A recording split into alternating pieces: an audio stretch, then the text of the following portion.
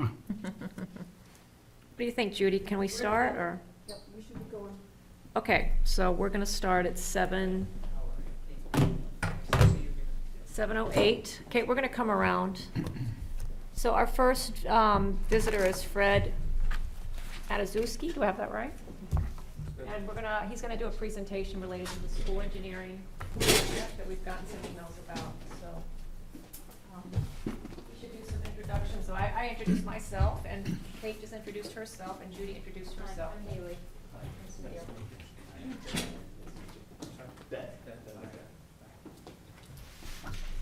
Hi, Eric Burton.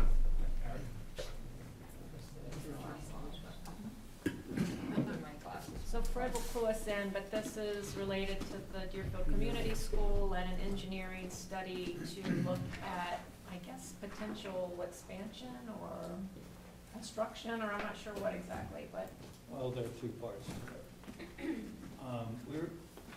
CMK Architects was retained by the school board. That's just a type narrative of what I'm going to spiel out tonight. CMK Architects was retained by the Deerfield School Board to assess the school facilities on as a physical plan. And toward that end, starting at the end of August and working right through, we've gone through the building, assessing its structural components, mechanical, electrical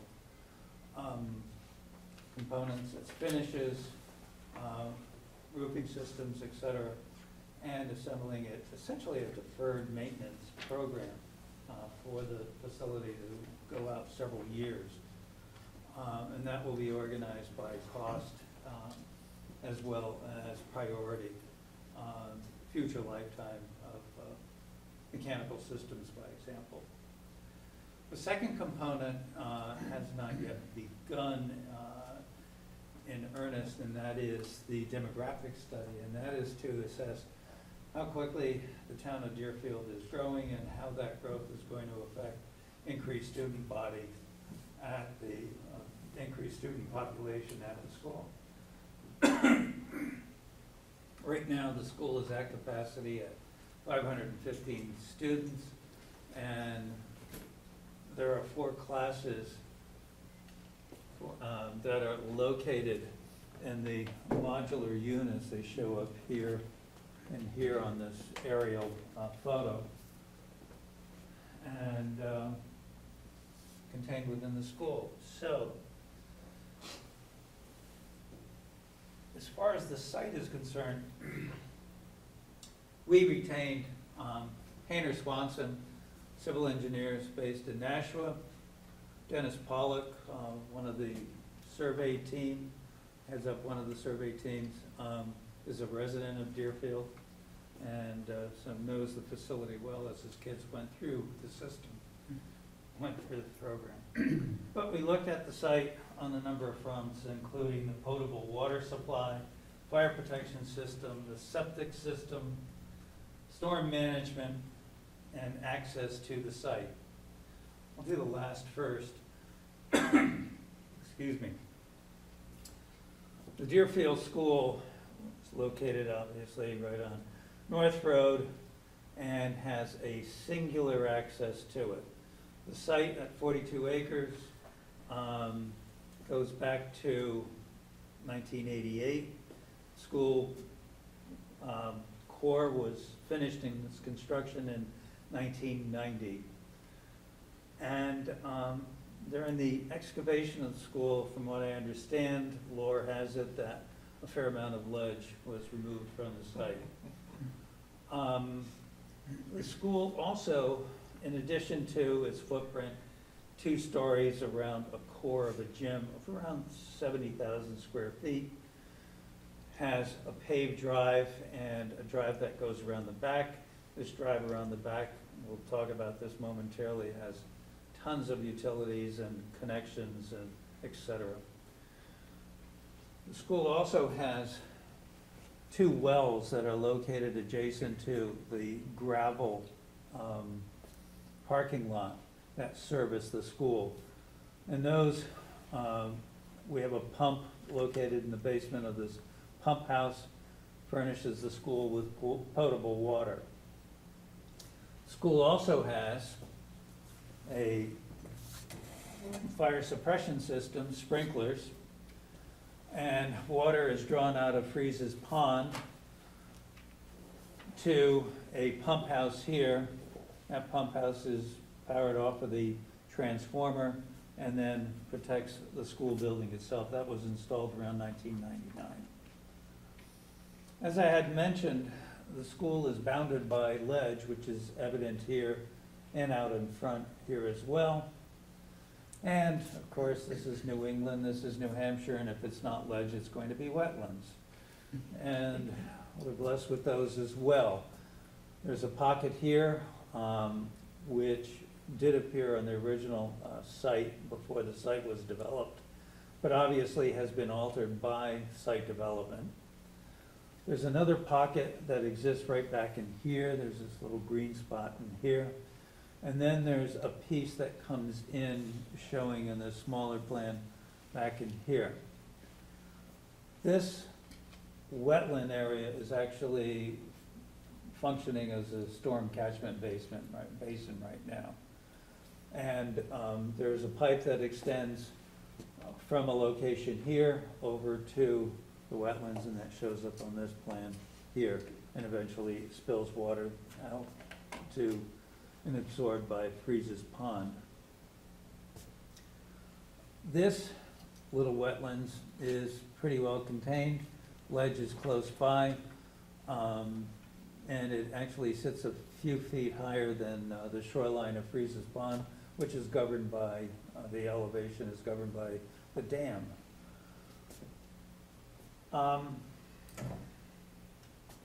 Septic systems.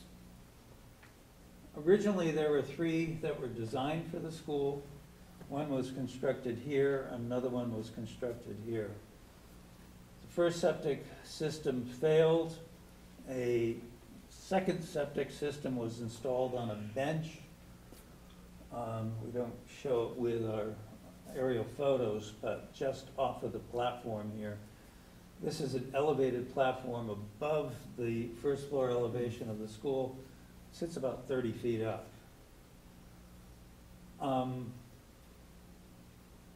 When this septic field failed in 1999, was constructed in 1999, but had failed by 2011, a new septic field was constructed in about the same location as the original, but reconstructed here. So it's presently operating off of 2 septic fields underneath the play fields.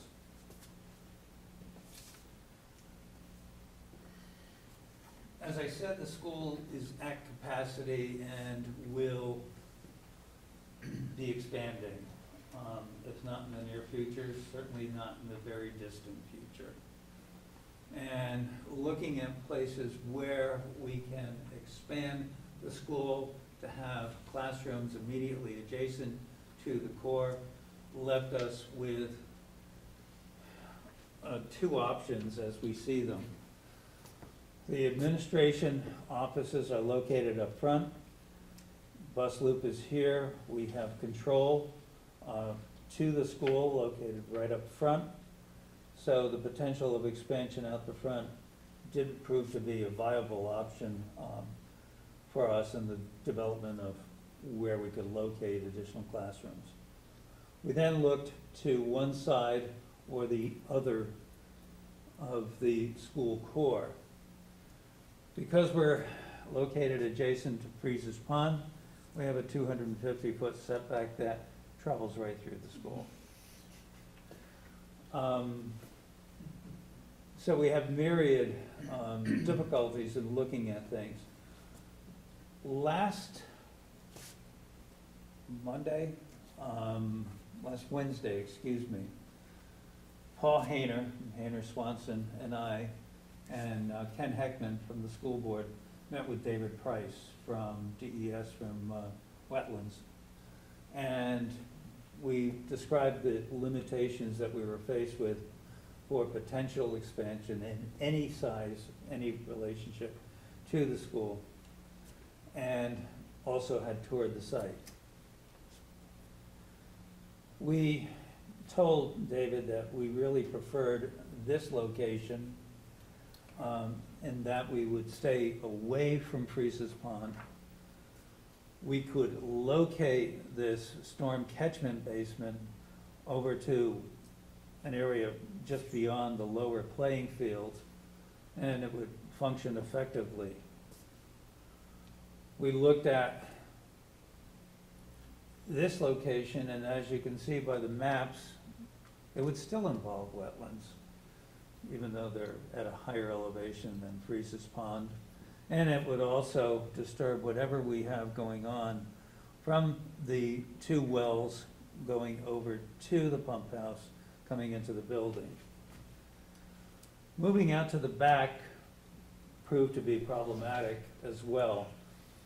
The site was developed with this elevated septic field, and the slope comes right down adjacent to, and you can see it here, to the perimeter drive. So we're dealing with an elevation and septic fields, and then also ledge back here. And in addition to the water being drawn to the pump house, to fire suppression here in the cafeteria, where the sprinkler head is located, we have underground piping, we have a transformer here, our power is coming off of the pole to the transformer. There's just a lot of activity here. Also, locating an addition over here would limit perimeter access to the school, or just not limit, it would exasperate it. You know, we would be literally at the edges of Freeze's Pond. So the presentation tonight is really just to give you a progress report, if you will. We have been in touch with DES and seek to meet with Darlene Forrest from the Shoreland program, again with David with Wetlands, and with Hollis Adams of Wetlands. And would certainly take your comments or whatever you wish to offer with our proposed options. What was David Price's first reaction? I mean, you went out with him to the site. Did he have a comment? Or he was just looking at that point? He was just looking at that point. So he didn't? He simply said that we would follow up with it, although it's not included in our scope of work, but direct the school board in subsequent studies to get a professional wetlands person out there to make an assessment. And, you know, I'm sure the school board would follow up with that. Has there been any discussion on the parking lot, which there's been longstanding discussion of paving it?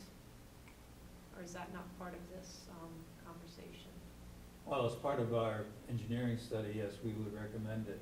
And having worked with Darlene Forrest on other projects immediately adjacent to Lake Winnipesaukee, I know that she prefers paving parking so that we're not running gravel into, into waterways. Right now, I mean, the place was built in '88 to '90, and it could not really be built today. I mean, there are a number of issues. The parking lot, all the pavement, with the exception of a couple of catch basins, is basically just sheeting water. There's no containment other than, by chance, the wetlands to the southwest. Do you know what the anticipated capacity increases in terms of students? You know, how many students, additional students could be housed in that? Well, we'll approach that two ways, quite frankly. And what is the expected growth in the town over the upcoming 10, 15 years? And what can we accommodate? With the two wells, we recommend within the report that we have there to do a capacity study to see what it could take. And the school does function as an emergency shelter. And we do have a generator. And so we would approach it from both angles. So has the school expressed a number of student addition? So we're earlier in the phase. I think you said you're gonna be doing a demographic study, right? So Exactly. we're gonna be trying to figure that out, like with the, Exactly. I think that's probably my phone, sorry. What's Good phone. what is the area of that southwestern located wetland? What size, how big is it? And I guess related, what's the square footage of that proposed addition? The existing wetlands, I think, was calculated, or not really mapped as such, but calculated to be about 10,000 square feet or so.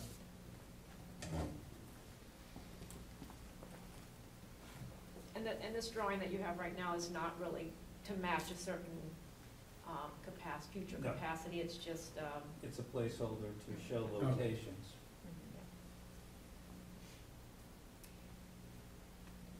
And that's it? Are there other locations?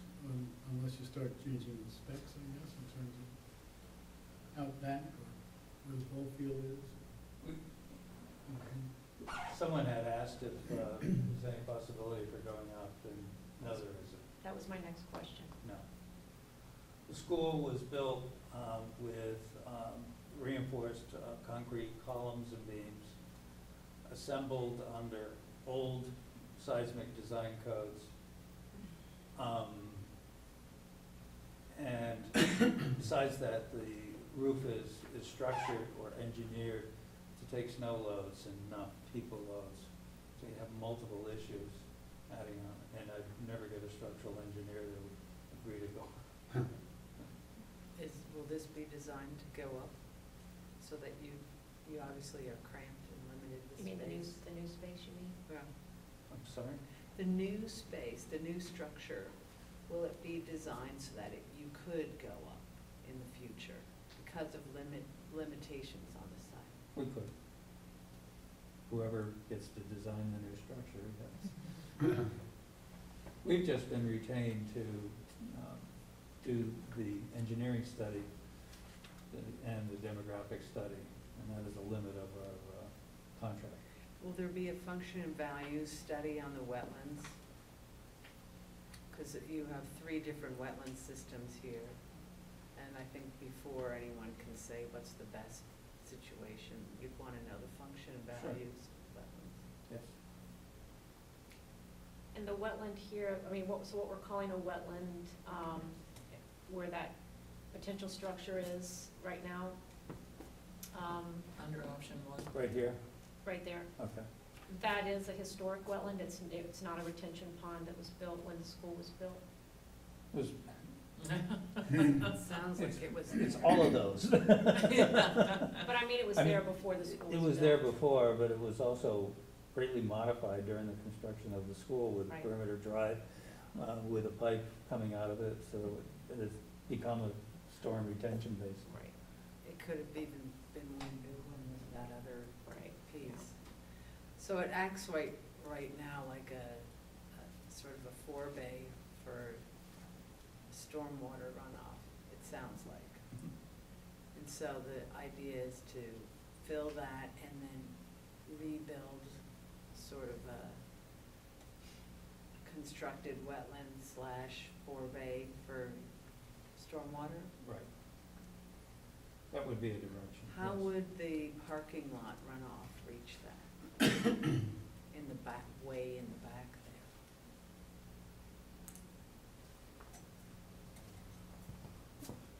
You're talking about this? there? Yeah. I mean, since the most, as far as water quality and, well, there's also a water quantity issue there, but as far as water quality and protecting the pond and the remaining wetland systems, it would seem to me you'd want to do a forebay, if you will, or whatever whatever stormwater structure, you'd want to be able to capture what's coming off the parking lot. That would be one of the purposes of going to Concord and talking with people up there. Well, and we've, the Conservation Commission and others has pushed for a long time to make that permeable pavement, so that. Yes, that makes a lot of sense. They did that in Exeter with part of the, Anyway, parking lots are yeah. And that's pretty easy mitigation right there. You might have said this, It could be done, I'm not so sure how easy it would be. The site is riddled with ledge. And, Oh, you're right. and right down in here, you can see all kinds of outcroppings. I don't know exactly So it might how not- far below the gravel surface coat ledge lies. Right. But it, again, I think to explore those sorts of things, yes, borings, pits, should be undertaken, to check out the possibility. And did you say you're gonna recommend that they bring in a wetland scientist to do this kind of functional assessment? Well, yes, Okay, it's located, all right, it says so right in there. great. When I read that in detail, I'll see it there. and what were the options for, you might have said this, but for the septic with an increased capacity? Is it, the current septic system, my guess is can't handle. The site, on the backside of the playing fields is good, I guess is the word that I had heard, a number of times. It doesn't go up, it's not riddled with ledge, and, there would be the potential of expansion out here, and expanding the play fields over it.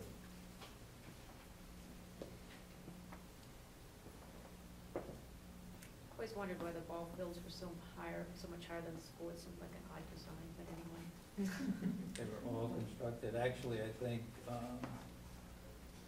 there was some settlement experienced, over the years in the playfields, and that may be a result from, fill that was placed there not properly engineered, rock removed from the site, and then you have fines going down between the rock.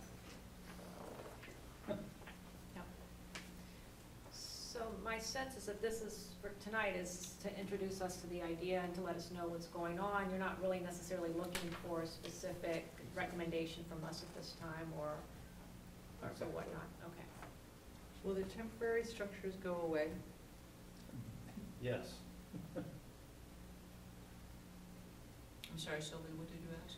Those two temporary structures. Modular. The Right. modular, yeah. That would be nice. Are you gonna be talking to anybody else in town? Any other boards or organizations? Yes. Planning, be talking to realtors, building departments, on the demographic end. Yeah. And has the select board seen this? As who? The select board? No.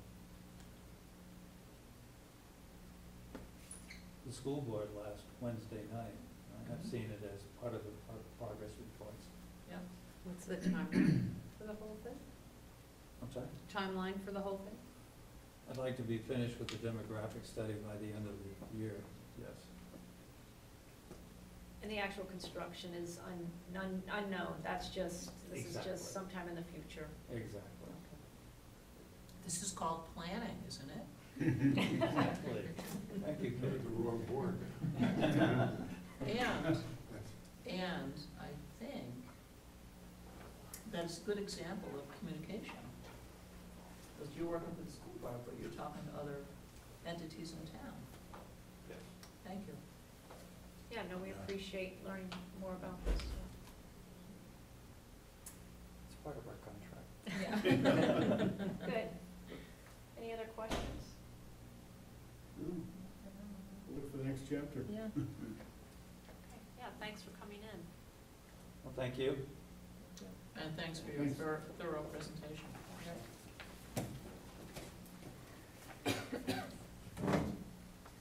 Maybe we should just all sit back I here know, and it's have kind our of meeting. comfortable. It's my plan. So you're so lucky to be here on these planning issues. Are we gonna do Serendipity. 6 o'clock, I think. Just before 6.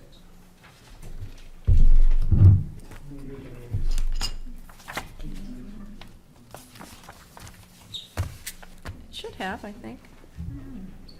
We could see everybody, and we could see the presentation. Do you want some help carrying stuff out? I'm fine, thank you. Thank you. Why don't you join us up here? You want to, or you're comfortable back there? I'm really cozy right here. Okay. I'll serve as the bridge between the two for the moment.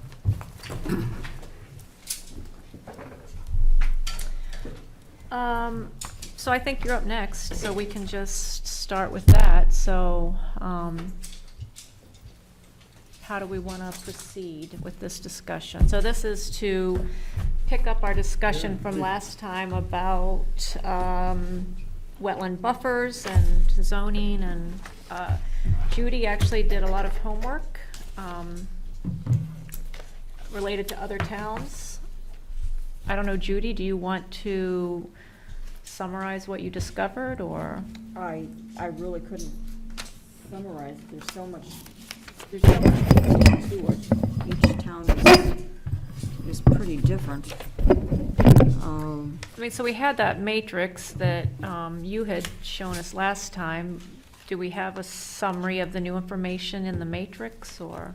Yeah, but I didn't send it around, I didn't know if I should send anything without your first seeing it, or, I just assumed you would send it to everyone. oh, I did not, So you do have it. yeah. I do.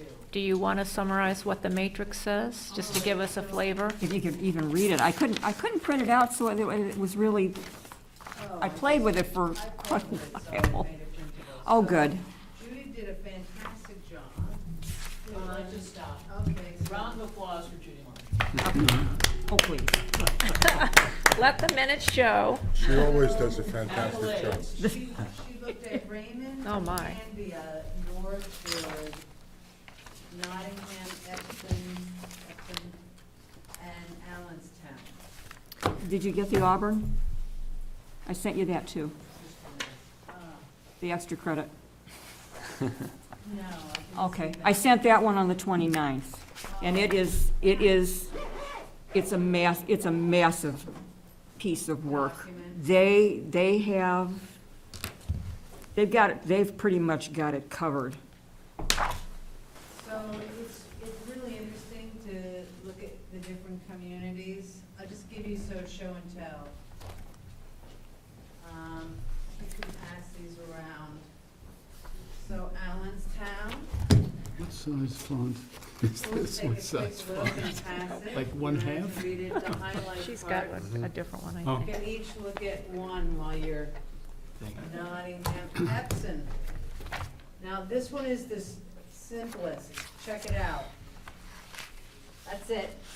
That's it. Nothing, right? A zero. Zero. That's it. Which town is that? Candy. Epsom. I also printed out Kingston. Here's Raymond. I lost can my look at Epsom. that one. But, so in a nutshell, when we talked last, we started talking about what's the scientific backing for buffers. And interestingly enough, so I've been in an email conversation with my old wetland natural resource planner in Exeter, because she's been at this game for a while. And let me know that Steve Miller, I'm from reading that. Thank you. Great Bay, everybody knows Steve, you guys know Steve Miller. Now, Steve Miller, you will get to know as you're on the Conservation Commission.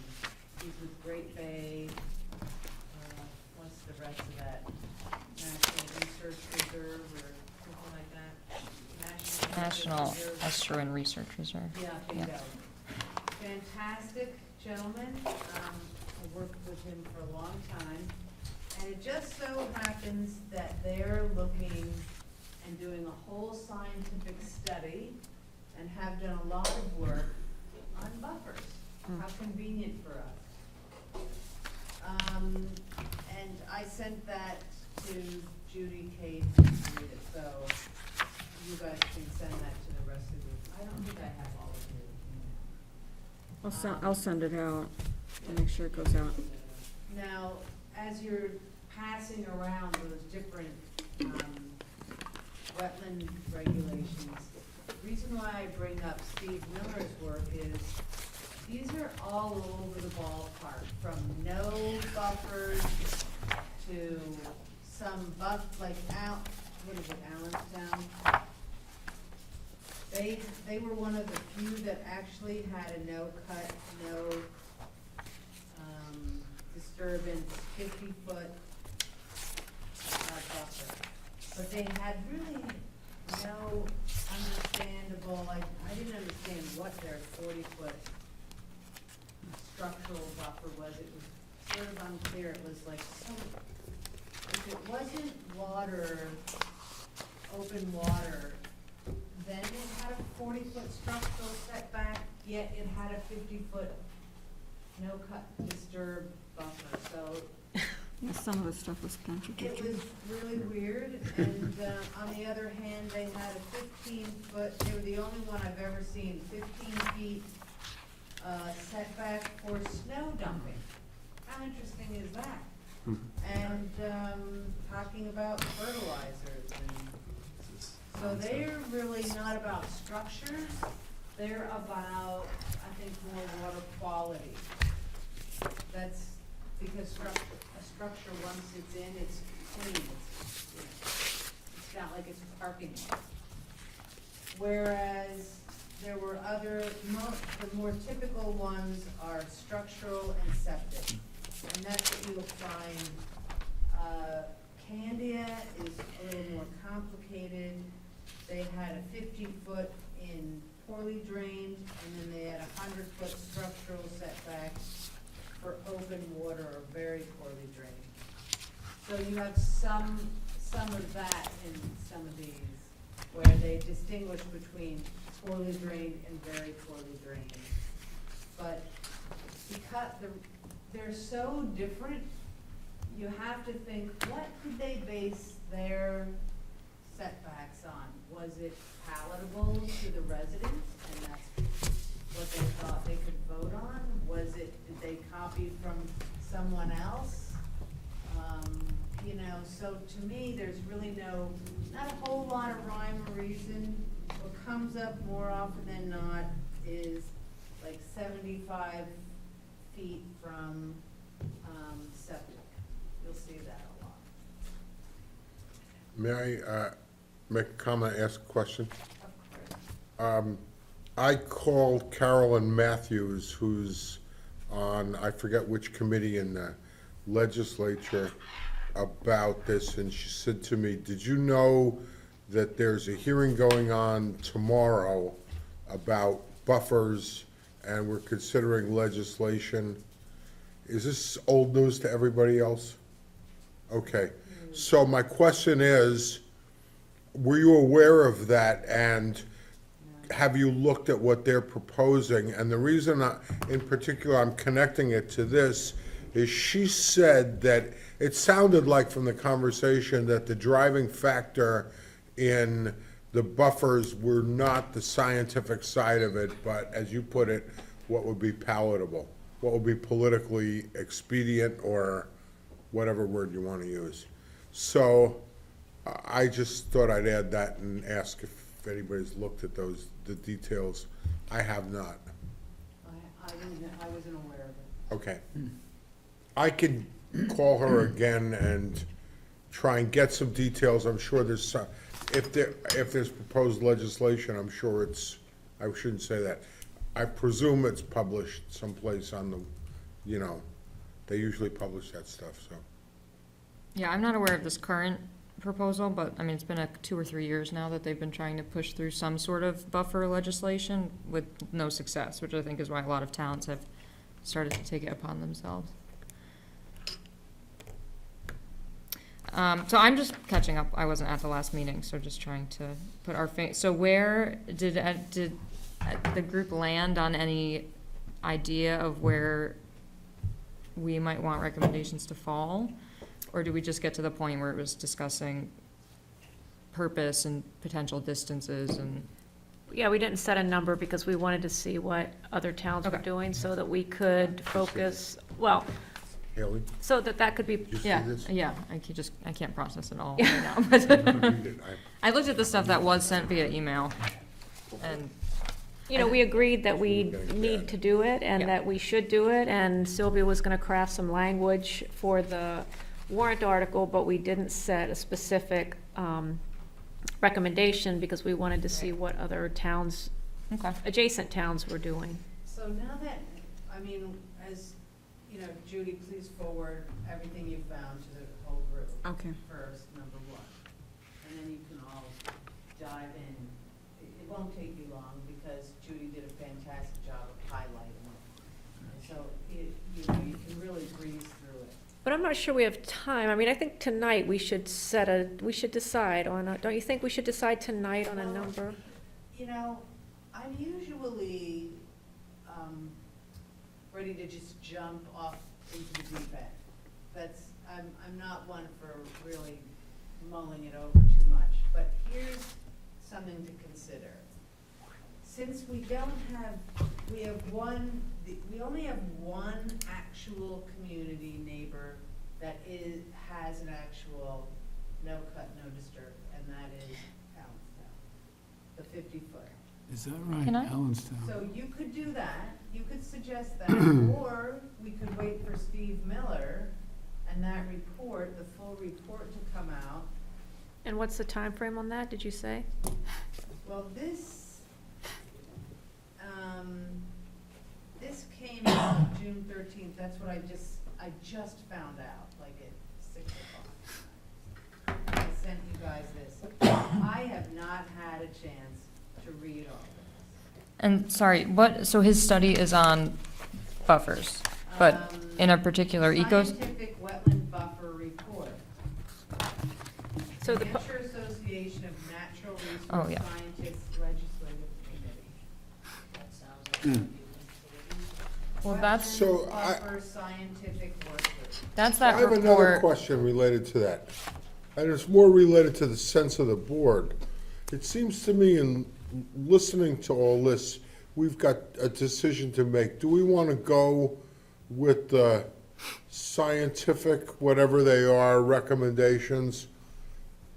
Or do we want to go with, do we want to focus on something that's palatable to get a first step forward toward getting there?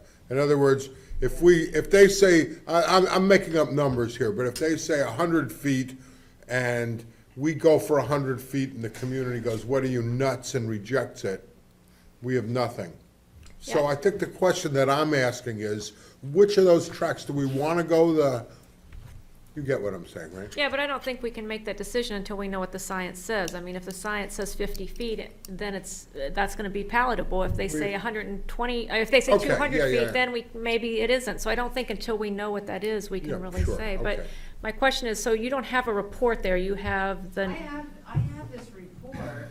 I think, is that the report from Nanners that I sent out when this first came up a couple months ago? And Sylvia, you might not have been on that email. It's dated June 13th, 2017. Yeah, so I think that might be that one, they kind of dance around, they do kind of what, Judy did, which is inventory what towns in New Hampshire are doing for setbacks, but if it's the same report that I've read, they fall short of actually recommending a buffer distance, And I wouldn't which is like what doubt- you would want from them. I wouldn't doubt it, Yeah. that's what we've seen in the past, same with the state, they're Yeah. always short of actually telling you what a stinking buffer should be. And I think where other buffers come from, is based on other regulations most often, so like our shoreline protection acts and, other no-cut or limited cut distances, are like 150, 100. And so my feeling that I get just from knowing what other towns have done is that they just kind of try and like play to the middle a little bit of those regulations that people are already comfortable with.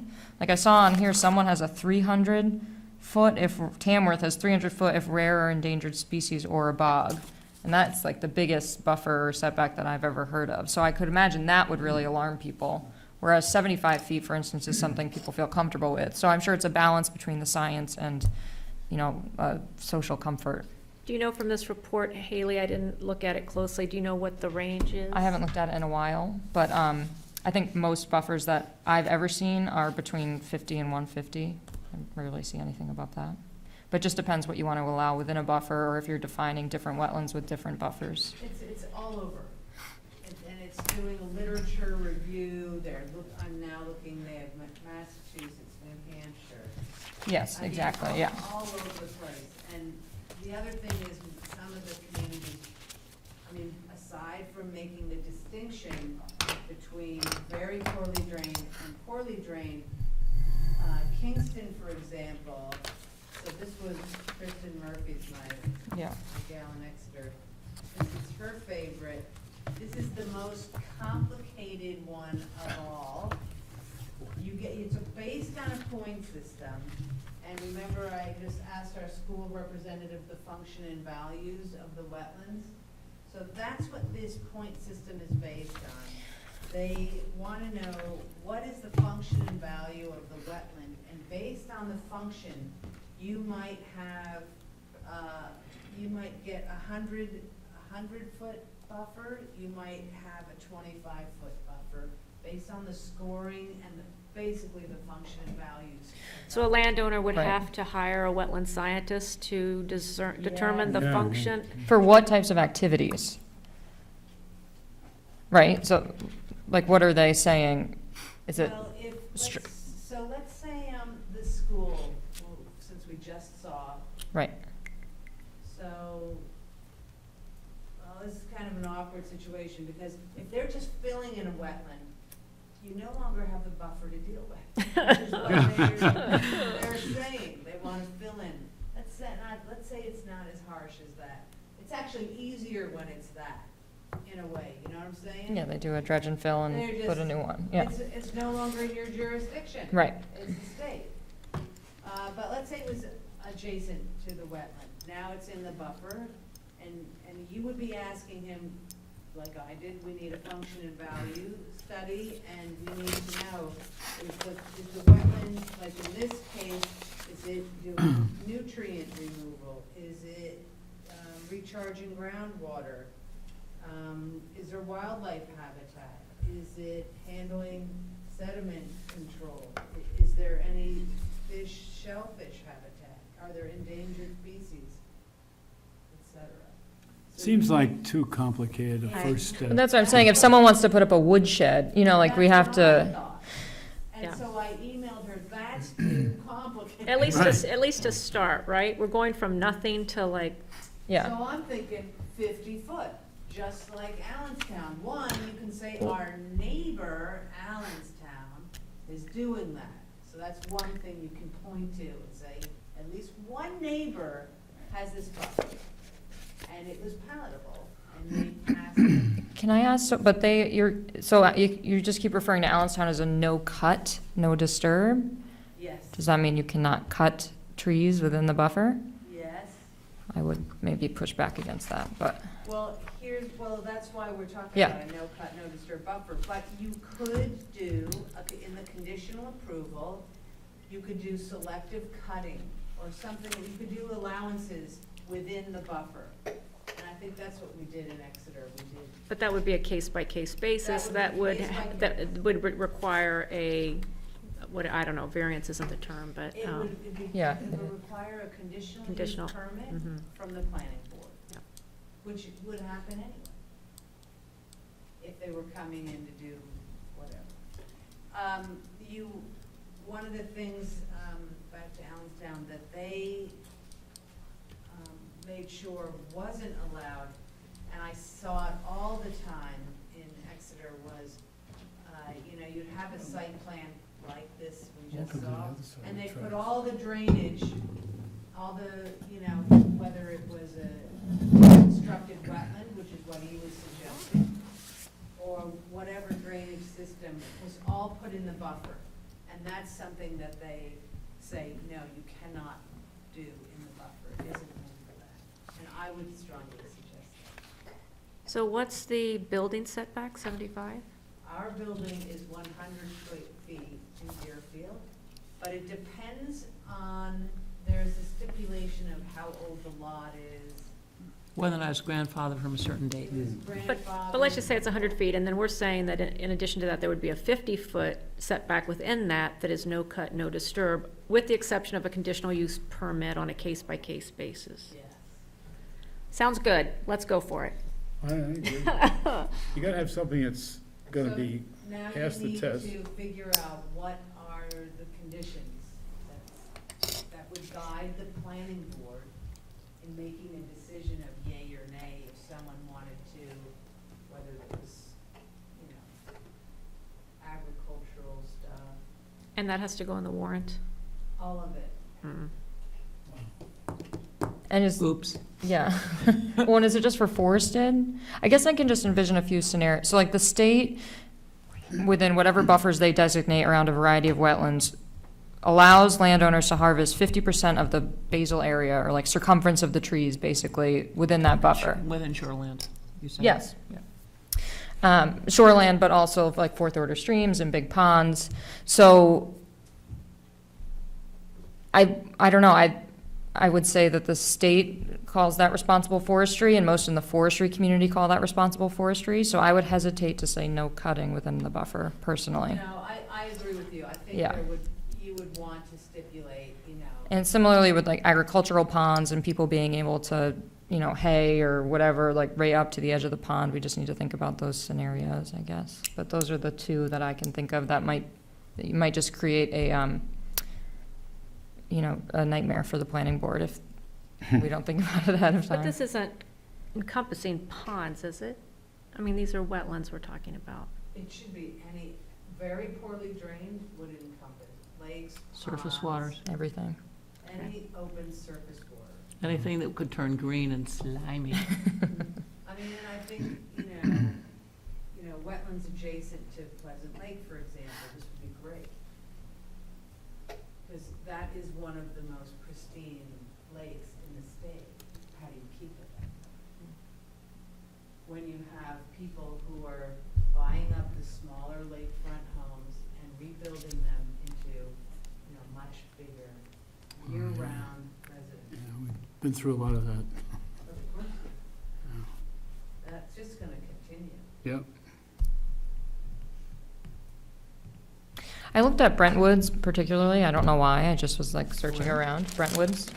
Brentwood, And I liked theirs. They were simple and straightforward. They don't allow for, you know, they have 50 and 100 foot for poorly and very poorly drained respectively, and eliminate any sort of structural building within that buffer. No fertilizers or pesticides, no trash dumping, you know, like a few other things, and no alteration of the terrain. And that wasn't a no-cut buffer. Mm-mm. It indicated that agricultural and forestry practices should be conducted using, you know, best management practices. Right. So I thought that was approachable, and, you know, we kind of have to think about, well, what are we trying to, everything we've said, I think, about what we'd be trying to safeguard against is development, like, and any sort of runoff or alteration of the terrain or sedimentation. And so by not allowing buildings, not allowing fertilizer or pesticide use within that buffer, and not allowing any sort of alteration of the soil or terrain itself, you'd be protecting against those things, but not eliminating people's freedom to manage their properties. So you're steering away from a no-cut buffer? Personally, but open to, Quick question though. yeah. I remember there's some confusion a little bit in the zoning. So like, aren't some of those activities already covered and excluded from a lot of this stuff? Like, I think some agricultural uses and maybe even some forestry stuff. I remember there's this That'd be good to know. breakdown that kind of Yeah. makes it Yeah. confusing. excluded from what, Ben? That you don't need a conditional use permit for it. Exactly. I might be making that up. That would be good to know then, I yeah. think Yeah. I think that exists. Yeah, I know I've sent you guys. This is within the building, the structural buffer, or structural setback, you mean? Yeah, I believe that you so. can do right now. Yeah, it's already set up that way. So can we back up for a minute, so that I can get a sense of timeline? Because I thought we were sort of pressed for time, and that last time we said that at this meeting, we needed to make a decision, because we already are on the agenda for the planning board and for the, whatever else we need to do to get this on the books. Is that correct? So, I'm hearing that, like, Haley has just said Well, if it's just me, I mean, I don't, but that's she's just not comfortable some of my with 2 a cents. no-cut buffer. So, If What everyone else about, is, then Haley, everyone what else is. about no cut with the, with this conditional cut permit or Yeah, whatever we I call it? guess, I'm not sure how much would be an issue, so. well, and I don't Kate's know. on the planning board, so maybe she Yeah. can speak to how often you'd get someone coming for a conditional use permit, and how much additional work that's going to add we don't know. to your, Depends on how we structure the ordinance, which I don't necessarily think is the job of the Conservation Commission, but I think we are in this conversation because Sylvia opened the issue of trying to figure out a way to find a path to doing more water quality and quantity protection. So I think that's why we're in the conversation. I think. Isn't that why you're talking to us? Yeah, Us, the Conservation Commission. yeah.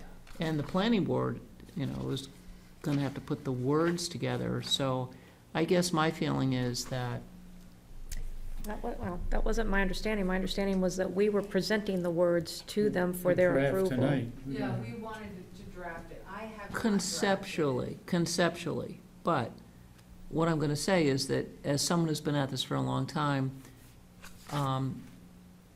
this Conservation Commission has caught on to things really fast. Most people don't think this way, or this fast about these issues, and they get stuck on one detail or another. And so my real take-home point is, this is impossible to do fast and do well. And I hate to say that. It's complicated, and we do not want to, I think, put up something that's going to fail, so we have to decide if we want to do it fast. And I think we have to do kind of what Wes says, which is do less than may necessarily make sense, because we can't do it well for 2018 ballot. Are you suggesting that we not try to do it on this year's ballot? I didn't think that initially, but I think based on this research, I'm different than Sylvia, which is I think we need to take this slowly to ensure success. And she's batting 1,000, which means her warrant articles usually go through. I don't want to have her change her record here in Deerfield. That's a personal goal of mine. So I think that we could maybe, if Sylvia had the time between now and Wednesday, based on this conversation, do something that looks more like Brentwood and something that looks more like Allenstown, and just have a conversation with the planning board about both, see what happens.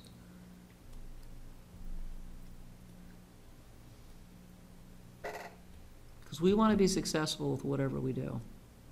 So you're thinking that if we put something together that we think is kind of the final document, that that's not a good scenario? I think it's premature because the planning board hasn't been on this conversation, may I humbly say. I would assume they're gonna be asking similar questions. Science versus, No, they won't No. be asking that. No. I don't think. But they'll be asking other questions, probably. I have a question. Is there a very, very, very limited, very simple, basic thing that could be done this year That's what we're hearing. and then build on that over time? Right. Really, I mean, an Allenstown type of a thing Well, but the Allenstown is cut. no cut, without the cut. no disturbance. Well, then that's not a buffer, right? I mean, Yeah, they have a no-cut, no disturb, that's what, and they have it's weird, fertilizer, snow dumping, it's really looking, to me, that's about water quality and filtering whatever is going through, which I liked that. I thought that made sense. this is complicated, I'm just gonna complicate it a little more farther because I'm such a facts nerd, but the Steve Miller email, which came in today,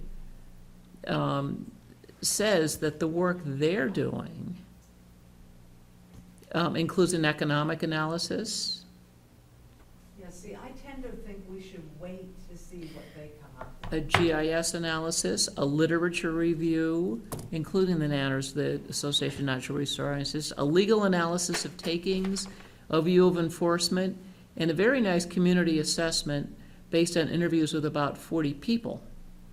Is there a timeline on when that's gonna happen? Yes, final product, early next year. Which is too late for us. But they're hoping to feed into Before July. a state legislation, But, right? you know, it's too late for this year, Mhm. but I agree with Kate. I think I'd rather have that and have a little bit more, be able to study this and continue, talking with residents over the year, continue, bring on planning board. So get it on the 2019 ballot. Yeah, and take the time to really start the community talking about this. That's Doing good. some outreach. Are people concerned about wetlands? Are they concerned about water quality? You could do a whole, you could do a real quick, survey monkey. We could set it up. Are you concerned about water quality in Deerfield? I wonder if Are you the- concerned about the environment? I wonder if the forum, they always have a little survey on there. I wonder if we could get them to, Well, Pleasant Lake had that grant money, and they did all of the surveys, and they're just going forward step by step by step with the various things that were, well, that was through you. That's right, that was your funding, wasn't it? Was through Southern New Hampshire Planning? It funneled through us, yeah. And one of the things that we could do is if we got the Pleasant Lake Association or Watershed Association, I'm not sure of the exact title, if we got them behind this, now we have a group. Yeah. It's not just, you know, you lovely seven. It is now an entire group that has a whole email campaign, and they could get people on board. And it seems like they have had seems like they've had quite a bit of success getting people around the lake on board with what they're Yeah, doing. excited about protecting the lake, Mhm. and this could be part of that. I personally think we wait for Steve Miller, we get John Duffy and company, and invite them to a meeting to talk about the findings, to talk about, we could start emailing them, telling them this is what we're thinking about. Mhm. And that was a very long-term plan as well. That was over that the whole thing is still ongoing. That's Yeah, gonna I be over think 2 or we can 3 try to- years. In my amazing amount of spare time, I could try to find recommendations that might even link to this discussion. You mean from the Pleasant Lake folks? Yes, because I know there were a bunch of recommendations. If there was one about, I know there was one about the watershed, but I'm not sure if it went as far as protecting wetland and associated systems feeding into there. Yeah, it was all 319 money. So there could have been something there to protect the system through zoning. And if that's the case, I think that's money in the bank for this discussion. Mhm. Well, it sounds like this report that's coming out is gonna be quite thorough and could be quite informative, so. Yeah, and I'd rather have all 7 of you on board than 6 and 1. I'd rather have all of you feel really comfortable about what is being put forward and that you've had time to look at it, to vet it, all of that. Well, it sounds like we need maybe a little bit more lead time to engage the planning board too. I think I didn't Mm. understand the process. So, Maybe And one also, is I think different. anything would be a positive direction. I guess I'm just feeling like I want a little bit more preparation and research and absolutely. advice from people who, Yeah, I know a think bit more. this is a really good start, thanks to Judy. And we continue. Thanks to you, too, Sylvia. You're gonna have to get a round of applause, too. Yep, you started us down this Yeah, you path, kicked so. it. You Well, you I'm started all this, Right. good Sylvia. at instigating. But we could invite Steve Miller and the watershed team and have him present. It's a great idea. There's a fun idea. And I already talked to him about presenting at SNHPC. Now he could present to you if we could get all of Pleasant Lake people. Is this the same Steve Miller that's involved with LSIP? No, that's Steve Walker. Steve Walker? Oh, he does the easements, is that? Yeah, It's okay. also not the Steve Miller who does the music. I had the wrong name, obviously. That's for you, Wes. I was gonna say I was thinking that, but I wasn't gonna make the joke, but I could see some thought balloons on this topic, so since you asked. Anyway, okay, I mean, I'm comfortable with that if other Good. people are. All right, let's go with that. And I can make initial contact with John Duffy unless some of you have relationship with watershed people. That'd be great, because Not directly, yeah. it's the best connection to go through you. And do we then need to erase our names from the meeting on Wednesday? Because aren't we on your agenda for Wednesday? No, this is tough. Kate and I can handle that, right, Kate? Okay. Well, I don't know. I think since everybody's got it in the book, they should come and, like, have fun at the planning board. It would make so much more Does that fun for me. But here's the question. Only when you guys show I up. don't even know if Jane had it on. She did. It's on the agenda. It is on the agenda? Yes. Well, would this be a time just for you two to say that this is a conversation we're starting?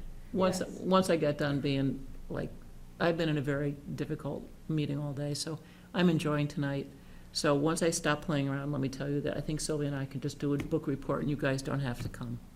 Yeah, that's. I like that. Good I know job. you would. That sounds great. You didn't share my misery, so you should come on Wednesday, Eric. Well, I'll be thinking of you. One thought too, I mean, I don't know if this would be worthwhile or in scope, but like, just myself, when we were reading through a lot of the zoning stuff, maybe there's room for us to consider improved wording too, so that we understand it better, just like delineation between the different types of Yeah. poorly drained versus very poorly versus, what does that all mean? Yeah. And then that might just make the whole thing a bit simpler. If you want a quick image in your mind's eye, so when you hear very poorly drained, think you're walking through serious amounts of water. This isn't just plant life and in August, it's still wet. It's wet all year round. Squish, squish, think squish. That's Yeah. very poorly drained, and it, all levels of wet. But it's wet all year round. Poorly drained could be wet 6, 7, 8, 9 months out of the year, but it will dry up. Yeah. I understand it, it's That fairly, is the- yeah. That is the simplest, non-scientific, Squishy, yeah. very loose. Yeah, maybe that was a bad example, because it's fairly consistent throughout everything, but even like there were some things stuck in here about vernal pools, and I just remember us having some discussions about like, where does all this fit? Yeah, Well, that's a whole nother that is in its question, own yeah. special designation because of the habitat. Although I guess, and that was kind of another, we didn't get to my objections about vernal pools, but one of my hesitancies was gonna be like how, I think in the proposal that I looked at or something, it said 75-foot buffer around vernal pools, but then you run into the same issue of not knowing where vernal pools are and having to get them mapped No, and, the bottom line is, no matter what happens, you would need more information. You Yeah. can't just have Joe Schmo come in with a Yep. subdivision at the top of a napkin and say, I wanna do this and get Yeah. it passed. It's just not gonna happen. I think it's actually more straightforward when it's a subdivision or some development plan, but when it's just someone wanting to do something on their property, that's where it becomes complicated and cumbersome. That's where it become Yeah, complicated, yeah.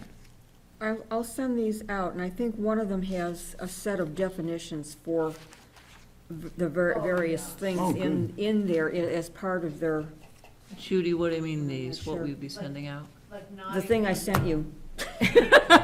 Judy, you send me so much, that doesn't help. I sent I'm gonna collect all mine reports. back. All the research that she did on the The towns and their clips buffers. from their, Which you can hardly from their read. zoning, anything related to No, I wetlands. wanna see the It's like chart later. one But, font. yeah, So hopefully that's not a waste, Sylvia, you can use those later. Oh, No, I- these are good to have. Yeah. And it sounds like we should at least look at Brentwood. Well, I mean, I didn't look at I'm sure there's other better examples, but that was just one I went like, oh, that makes sense, and it's Judy, not what did you too. send out? Was it that comparative? I didn't, I Oh. just, I only sent it to Sylvia. Oh, okay. And to Sarita. Does it come with a and to magnifying Kate. glass? Oh, that, That you're one. gonna have to, you can enlarge that on your Yeah. computer. I do, couldn't I enlarge it to do, Put it in if water. you don't mind, Want me to resend? the buffer guidance document that Sylvie just sent out tonight at 5:22 PM.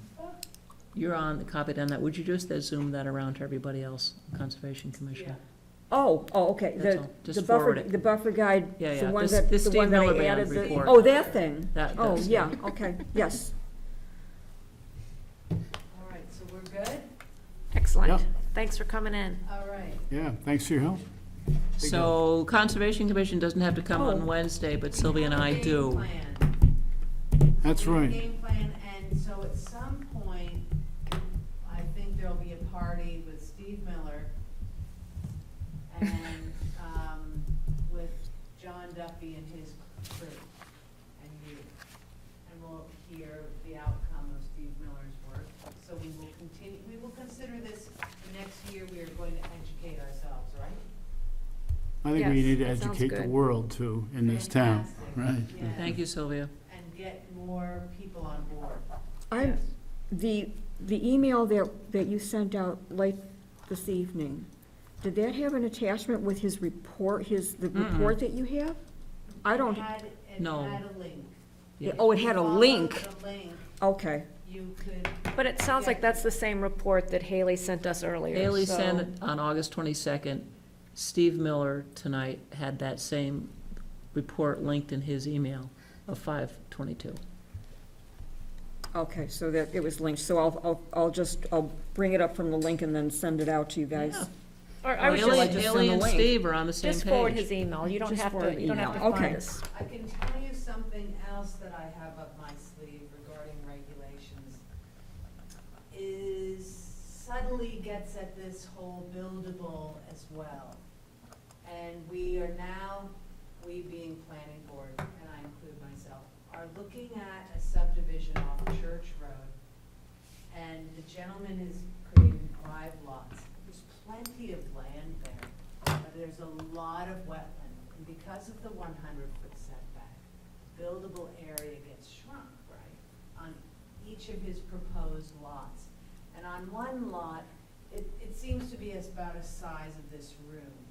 You go ahead and throw an entire 4,000 square foot area For of septic. septic reserve, and next thing you know, you've just filled in the whole of the donut, and that's all you have left is this little ring around it. So one of the things I'm working with Rick on, building inspector, is to create regulation that talks about contiguous upland. Because although you have your 3-acre minimum, it doesn't say how much upland you should have. And so that's where I'm going, is that you can't be left with a postage stamp buildable area and then allow that to be okay, because it's really not a buildable lot. And expectations of someone that has just bought a lot for, I don't know, what lots go for here, 100,000. You wanna build, and you don't wanna build on the postage stamp, you wanna use your whole damn lot. And so now it's a fight in the building inspector's office that someone come in, well, I just bought this, it's 3 acres. What do you mean there's no buildable? What do you mean I can't build a barn? What do you mean I can't have an addition for my stinking mother-in-law? I mean, you don't wanna go there. So that's another, to protect again, to make real lots here in Happy Deerfield. That's another direction. So the idea would be that it would be a minimum upland area. A minimum. Further defined. To in- create a lot. Upland area. Every lot should have to, Yes. right. What do you think that size is, do you know? I got wording from Steve Keach. I did tell you about how planners are really good at begging, borrowing, and stealing. Steve Keach, who I knew, he's the engineer for Deerfield and reviews plans. He, I knew he had looked at a lot of communities, and evidently back in the day, a planner in Bedford and Steve got together on wording. So I have complicated wording that I want to simplify. But in terms of size, acre, 3 acres, 5 acres? No, well, your minimum acreage here is 3 acres. But I mean in terms of upland. But as far as buildable, it's going to just be like, I don't know, it'll be down to 100 by 150, or it'll be some amount of acreage, So some fraction of an acre. some fraction of an acre. How would that work with these open space subdivision? That's a good Regulations. question. It may have its Yeah. own specific. Yeah, I'm wondering, it's a separate animal. Because if this is 5 lots, it's gotta be in this open space. It doesn't, because he's getting around that. There's a loophole in Deerfield's regulations that says if you have a big lot, which is 10 acres or more, you no longer have to abide by the open space. No, it doesn't say that. Yes, it does. Like if one of your lots is, Where is One that? of your lots is 10 Interesting. or more acres is considered a big lot or something like Oh, that. Mm. okay. One lot. Each And lot. should make that 100. He has purposely created 2 lots that are over 10 acres and the other 3, then it's a 3 lot. So he's getting around. So I've encouraged him to come under a conceptual plan review because I already hate the plan. Damn it. I'm not like. Anyway, so, yeah, so I have issues with the plan. And I've already called, I've talked to him on the phone and I emailed him. Can I change the topic? Yeah. Because I think you should go home. Yeah. So this is an entirely different subject, and Judy, I don't want to put you on the spot, but I don't know if you might have any update on Jane and Ron Boucher, by any chance. I don't know if it's appropriate to put it on the television, but yes, It's- I I just- do, what- just a minor. Okay, so maybe you could just talk to Sylvia offline about that? You don't- I'll email you and let you know. How's that? That's great, thank you, bye. Thanks for stopping in. You should just stop in every month on your way home from work. Yeah. This is fun, right? This is not work. Go home and have a All wine. right, good night, everyone. Good night, Thank you, Sylvia. Sylvia. Let's jump right into regular business and minutes. How's that sound? Thank you all for that rapidly evolving, thoughtful conversation. Yeah. Yeah, well, got a good result out of that. I had no opinion, but I just want to be successful. I'm going to make a motion that we approve the minutes from the October 16th regular meeting. I'll second that. Any discussion?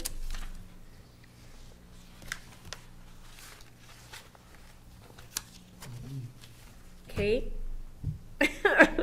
Any discussion? I love Judy's work. All right. It's getting shorter, and that's why you like it better. Yes, I do. All in favor? Aye. Any opposed? Probably one abstention since Haley wasn't here. yes. Eric, you have a financial officer's Yes, we have report. a bunch of stuff tonight, Woo-hoo. big stuff.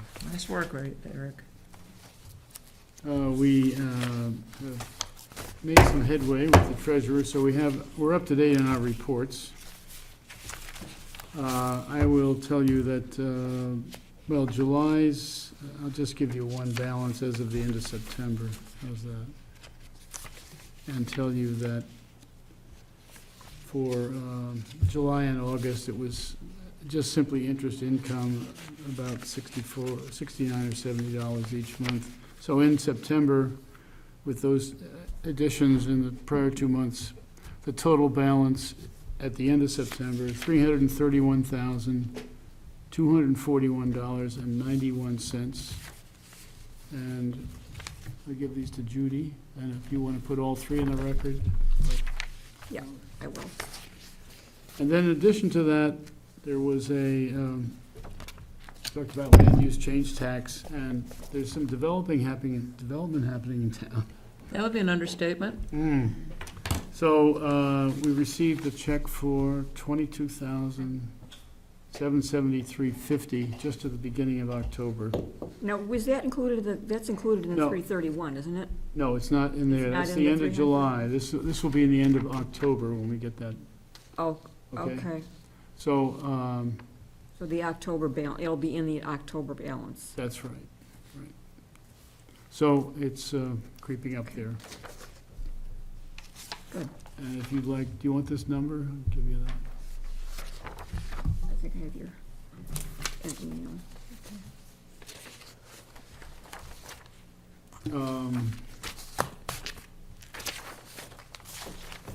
We voted last month on paying our dues to the New Hampshire Association of Conservation Commission. So we have two other dues that we do each year. One is to Bear Paw, one is to be a member in Bear Paw. That's $100. And then also the Lamprey River Watershed Association. That's $100. So I'm gonna ask for your, can we do this in one Yes. vote? So To moved. approve $100, what I want to do is pay $100 to Bear Paw for the 2018 membership and $100 to Lamprey River Watershed Association for our $100 for our 2018 membership. So moved. Second. All in favor? Aye. Any opposed? Thank you, Eric. Okay, thank you. Take care of that. That's it. I think. Super. I think that's it.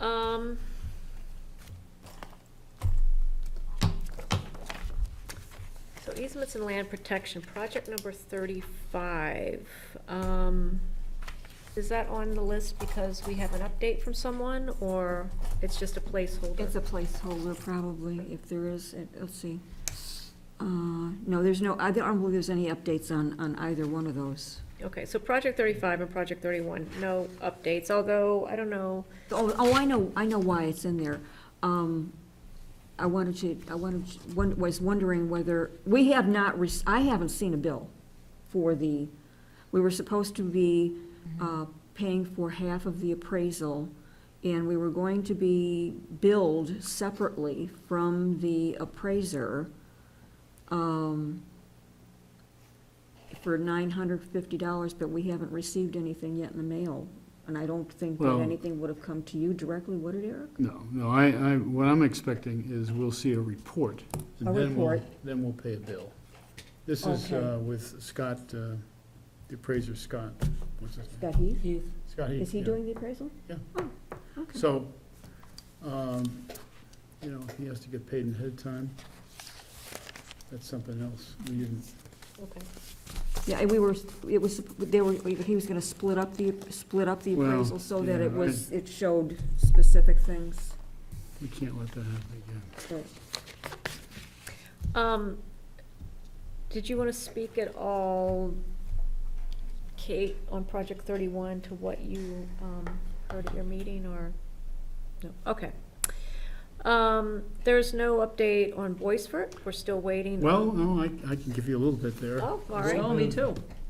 excellent. on which one? So this is now Boisfort Town Forest, Okay. where the survey was pending, maybe we have, Right. I spoke with the president of this surveying firm Oh, today. Harry excellent. Surveying. Barry. excellent. President's name is Chuck. Well, this guy is Christopher. Oh, Chuck Berry, all right. What? Funny. Steve Miller You missed Band it. and Chuck Berry.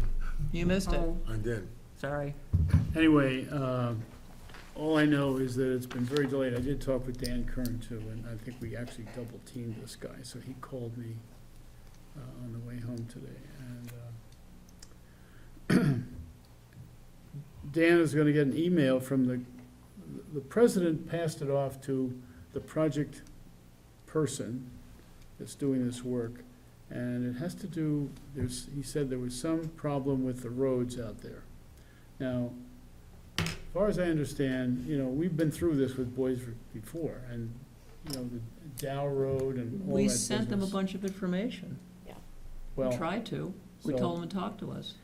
the president had no, Christopher had no details, just that this guy had a problem with the roads. And I said, well, His when surveyor, did you he know mean? this and why didn't we hear about it? His And he- surveyor, you mean? Well, and why didn't they So- talk to Dan and get all of the information that we passed on to Dan and ask Dan to pass on to them? He's gonna get a hold of Dan and I should hear from him. That's what he, But you don't, what Sarita just said, right? the We a- information that Dan has. And we asked him to forward it, and I'm not sure Oh. that that happened.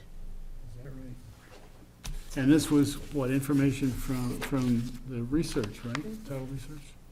And we Okay. asked Dan several times to pass that on to the survey person or people, and I just don't know that that happened. And it sounds like maybe it didn't Do you know when we Could you- sent that, roughly? months ago. Months ago, It but was this in year? the spring, I think. Whenever we set up this survey, or this Oh, appraisal. back in February, or we talked about it in January, so. Yeah, whenever it was. I don't know if this is an opportunity, but this isn't the first time we've had this kind of issues with Dan, is it?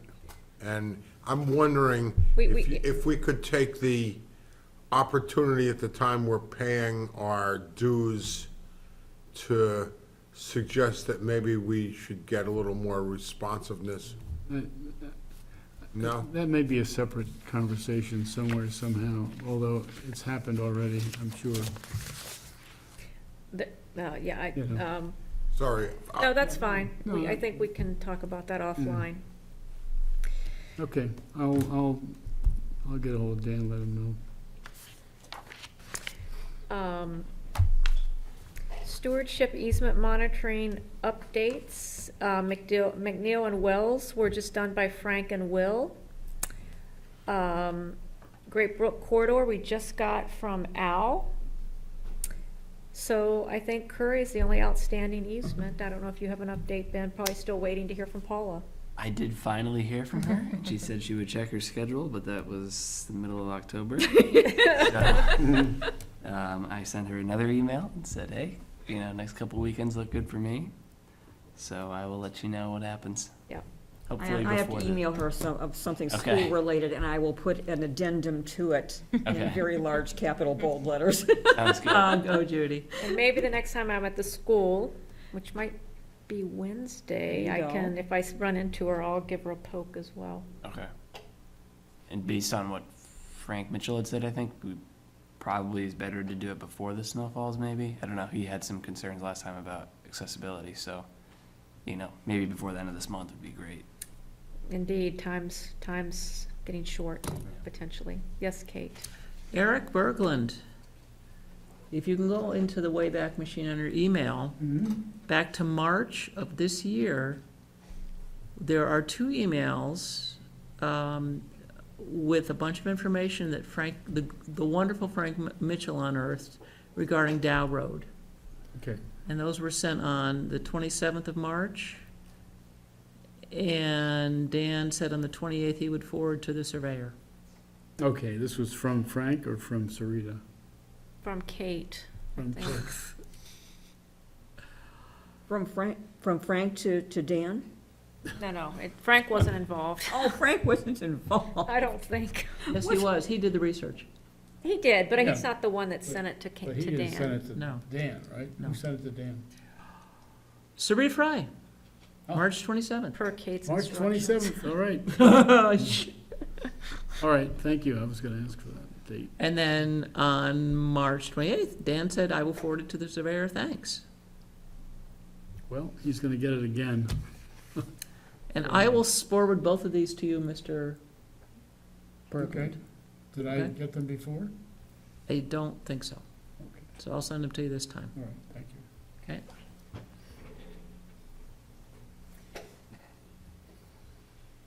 Let's see. Trails Committee, we're now on. I'm trying to understand what NHFG, locating trails to minimize wildlife impacts, is about. That's my job. Did you want to say something about that? Yes, just in today on the busy Electron screen here. Haley and I happened to be at a rocking excellent presentation at the Association of Conservation Commissions. Always good to pay their dues because it was a good conference, right? Saved us some money by being members.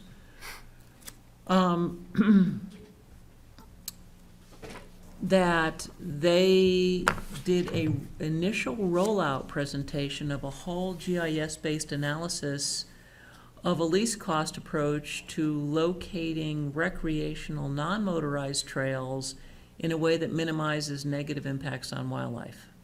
How am I doing? That was pretty good. Okay. Because I just had some chocolate, so I can still talk. So, I just today got the language that the fellow from Fish and Game who did the presentation has inserted in an easement deed he's working with the Southeast Land Trust to use that methodology when they develop trails on a conservation easement jointly held by Fish and Game and Southeast Land Trust. And so I think it's relevant to some of the, all of, in fact, the trail work that's happening with the Trails Club and also our conservation easements. For instance, Boisvert. How does this relate or compare to trails work that's already been done by Ann Deely and others? Well, they address that in their methodology. There's 3 categories of analysis. One is for the existing trails, at which point, based on the analysis, you may want to leave your existing trails alone. You may want to change the location of your trails. You may want to abandon some of the trails. And they gave examples of that happening in Enfield, based on their analysis of some land they already owned there.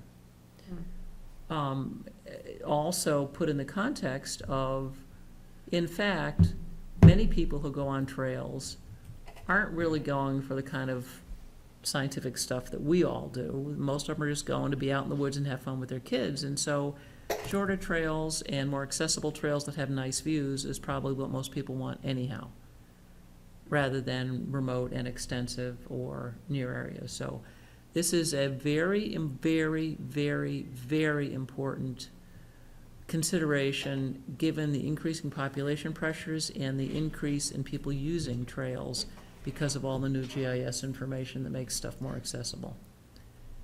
And it is well-timed. It is a great opportunity for us to start, I think, taking advantage of what's being learned about ways to help wildlife still exist and live in places with more human activity. Are there steps for us in the near term? Yes, and that's why I don't have it right now, because it came in after I left my printer this morning. But I can forward the language to people if they want, but I'm thinking of adding it to the Boisvert easement deed, which is still under discussion with Bear Paw. Which incidentally, were you gonna bring that up? Yeah, Okay, we can do that as soon as we're done with trails, I guess. okay. And this language is to achieve the goals you were just talking about, like, Well, it's to specifically use this methodology. okay. It's really, the way to think of it is like least cost. It's just a simple GIS way to say, okay, here's all this wetland, here's all this unfragmented forest, here's all this steep slope, here are all of these wildlife action plan, groovy habitats. How do we let people walk through this landscape and minimize disruption to the creatures that are already living there? That's what they're talking about. We haven't had none of that kind of guidance for trails, ever. Unless you're somebody weird like me who does it on their woods anyhow. But I haven't had a formal way to do it, it's just out of my head, which is not as good as this. This is way better. Especially because a lot of people go out there with dogs. And especially because a lot of those places have ground nesting birds, yada, yada, yada. So it's a very good, it takes the power of the Wildlife Action Plan and I think makes it applied in a real way for people. I hope. That's my hope. What do you think? You're hired. Really? Good. No, I thought it was interesting, and I think it's interesting to think about, especially for a new easement, for some of the existing trails, it might just be what you said, analyzing, and maybe we abandon some loops or some connectors where, they just don't make any sort of logical sense for wildlife habitat, but especially moving forward, I think it's important to take into consideration when planning new trails or trail extensions of any sort. It's just a useful tool. It's like, why wouldn't you, sort of, Right. Yeah. That's a good way to say it, too, Yeah. after all my words, what she said. I'm just excited about it because I'm a geographer and I love this stuff. Great, thanks for the report. Mhm. It was a Um, good conference, too, I have to say. Good. Yeah, I apologize for Did you- not being there. I didn't see you, yeah. No, I just started a new job and things got a little crazy in my house, but Oh, you're no longer at, I am not. I'm commuting 120 miles a day down to Oh. Danvers. 120, where do you, oh, Well, it's 60 each way, but wow. plus some work from so home. you're in Mass then, right? Yeah. Oh, okay. Where are you working? It's a drone company called Sci-Fi Works. They make these drones.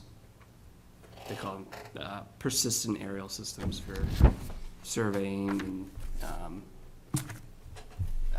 surveillance, inspection, that kind of stuff. So it's right up my alley, but it's a haul. Bummer. But congratulations. Yes. Yeah. Thank you. I will say about the, any of the work we do, just to mention, I did have 2 typos in the email that I did send out from the conference to people. I don't know if anybody saw it, but I made a mistake and I said we have to GIS existing trails. I meant GPS. And I was thinking about you Mm. when I wrote Oh. that. The So- town thing. It's a chance to get all our existing trails GPSed and then dumped into this system. And then step number 2, right now, Katie Callahan, who is actually at Fishing Game, will do it. So she gets overwhelmed, Yeah. because it's so easy to do. Yeah. She just pushes a few buttons. Yeah. Yeah, I'm totally open to remapping them as well. I keep hearing from different people, like Alan said he has a bunch of maps. Jim just told me that they have a bunch of maps. I don't know if that's just the planning board GPS? inventory stuff. Yeah. Mm. So, I'd hate to reinvent the wheel, but again, if, technology has changed and things like that, it might be easier to just start fresh instead of trying to track down all these little things here and there, but. Depends how much walking you want to do when you're not driving in your car. No, I mean, I still enjoy trying to go, I want to do all these trails as soon as possible. But So also, just so you know, the link I sent for Katie Callahan, there's extra space that you have to get rid of if you want the link to work. So, my mistake. And then Haley mentioned that trailfinder.info is a Yep. good site too. check Great.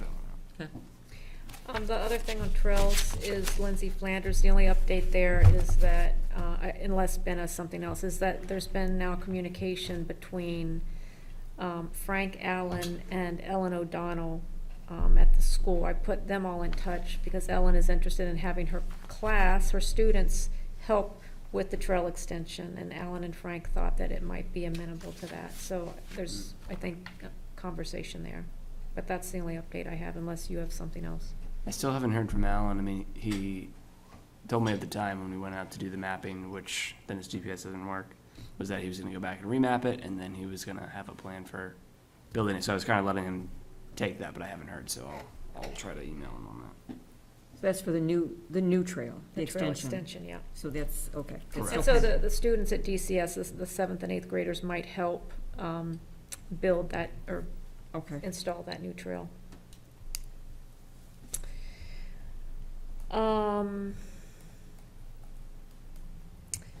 I think I don't know that there's anything left, except Kate, you wanted to talk about, I forget what. Oh, Boisford. You want to go back to Boisford and talk about the easement? Oh, just 2 minutes, a minute and a half. So we have a draft conservation easement deed as a conservation commission from back in April. And we got a slightly revised one from Bear Paw. Can I just say for Ben and Haley that this is, Boisford is Good idea. a property we purchased a few years ago, about 150 acres on the Epsom town line, and it's the one parcel that's not part of our town forest network, and so we're just trying to get it, get a conservation easement on it to get it part of, make it part of the network. And it's in the Lamprey Headwaters. And this is the one that Dan was presenting with all the other plots, or did he not cover that one? Or he was talking, he gave some proposal about additional land to, Oh, yeah, that's different. Okay, This okay. is separate from that. This is already You've already owned by the purchased town. gotcha.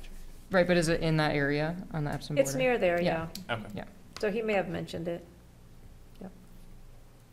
So basically all it is that the We have a very slightly modified, though it's hard to tell how, still modified easement, and I'm just gonna keep iterative versions going till we get to something we're happy with. Sounds good.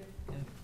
Sounds like there's no hurry until we have a survey, so. Well, and also I have one specific question, which is, I have excerpted these pages 7 and 17, where there's a mention, the transfer of this deed by the town of Deerfield was approved at the town meeting held on.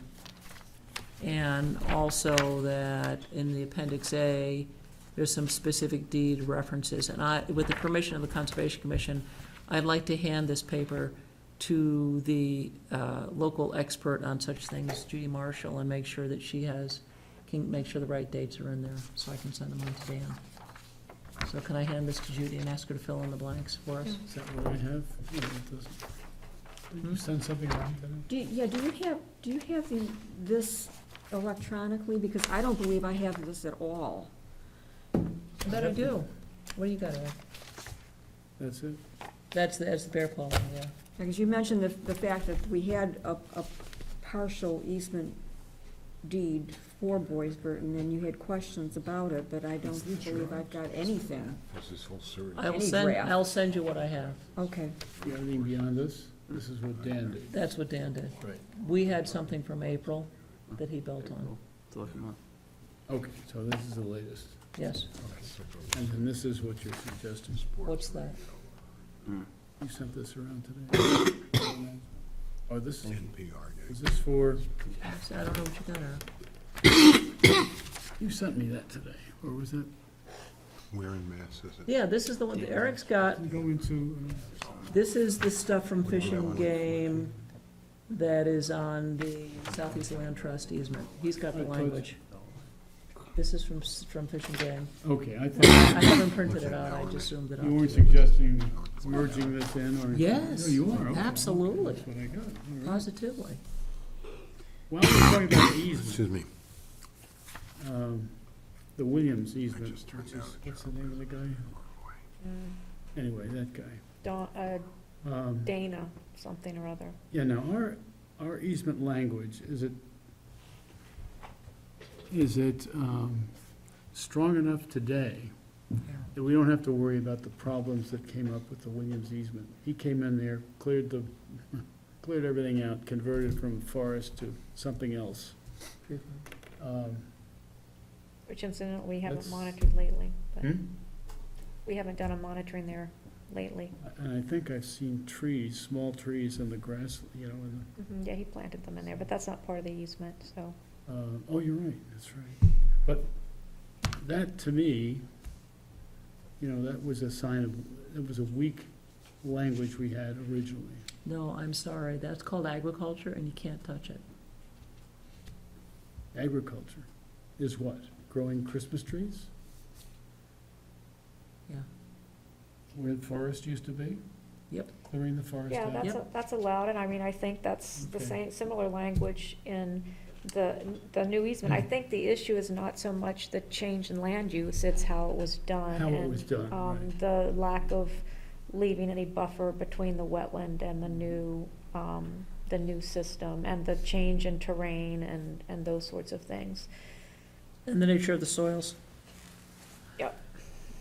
So are you saying that you think we have that protection in this language? On the Boys Burton think- language? Is that what you're referring to? Well, no, in the more current language. which- The which is general what- template that we worked on for 3 years. Oh, okay, the town forest, know, the Sarita, what town do you forest think? easement. I mean, just seems to me that's maybe an open door. Well, I think the real issue is actually the lack of any wetland buffer, and it's why we're having this conversation, and that applies to whether it's a conservation easement or not, and I don't know that the new language, addresses that per se, because I don't know if we can, if it's not, part of the zoning of the town. I don't know. Why couldn't it be stronger than what the town has? I don't see it. There's easements around that are federal easements that are much stronger than what the town has.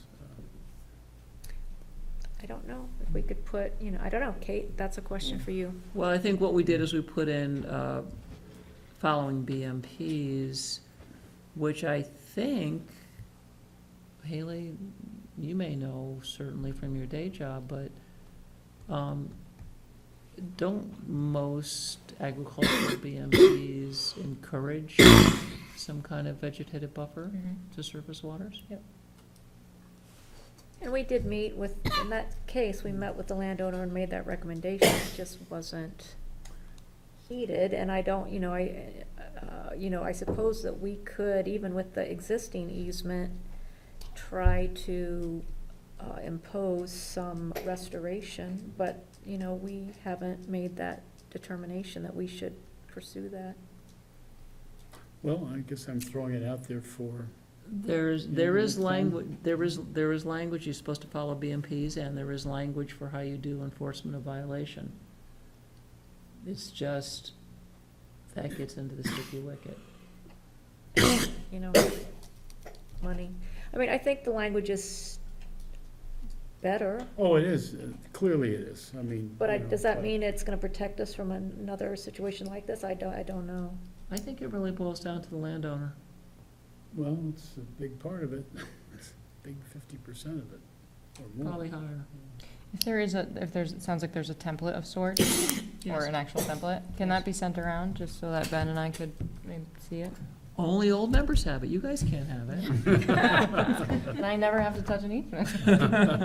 Did you want me to send, you're speaking of the town forest deed?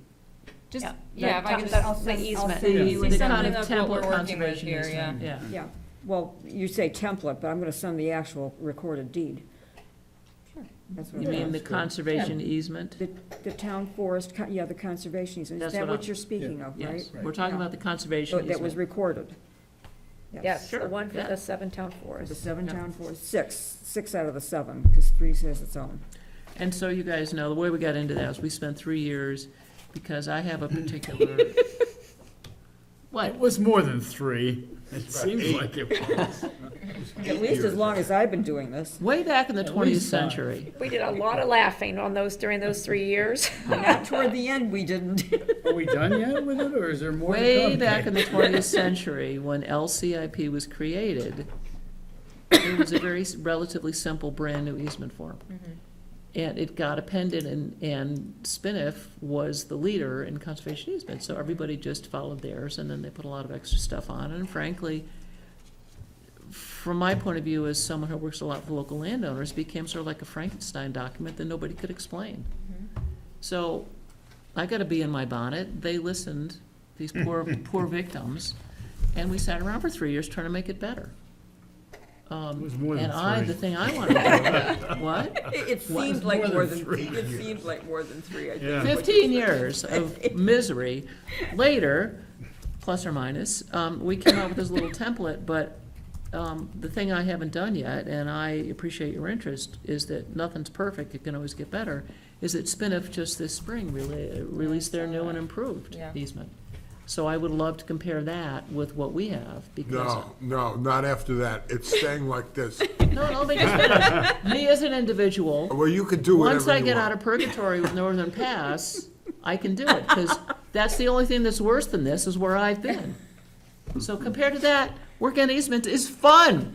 Okay? Besides, she's already I'm done not it. sure I like this perspective on things, but She's already edited it, so I think it's a done deal, more or less, isn't it? What, edited what? The easement, the I'm just Boydsford kidding you, easement. Kate. I'm just No, kidding. it's not done yet, I'm still working on it. What I mean, okay, you started.